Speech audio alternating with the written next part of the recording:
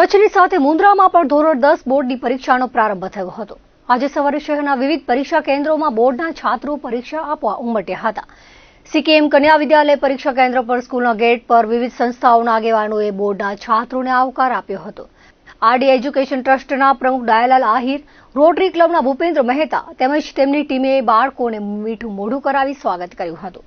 મુન્દ્રા તાલુકાના ગુંદાલા ગામનો 17 વર્ષીય વિકલાંગ વેદ જોશી સીકેએમ કન્યા વિદ્યાલયમાં પરીક્ષા આપવા પહોંચ્યો હતો।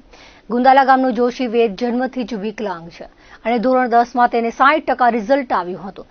તેમજ દિવસના 5 થી 6 કલાક વાંચન કરતો હતો। તેમણે છાત્રોને જણાવ્યું હતું કે પરીક્ષા સમયે ભય ન રાખો અને ખાસ પરીક્ષાના રિઝલ્ટની ચિંતા ન કરો। અંદાજે 3 ફૂટની ઊંચાઈ ધરાવતા જોશી વેદમાં જબ્બર આત્મવિશ્વાસ હતો। તેમના પિતા ગુંદાલામાં બેંકમાં ફરજ બજાવે છે। ધોરણ 12ના છાત્રો માટે RD trust, rotary club, yes એન્ટરપ્રાઇઝનો સહયોગ રહ્યો હતો અને વિવિધ રાજકીય સામાજિક આગેવાનો ઉપસ્થિત રહ્યા હતા।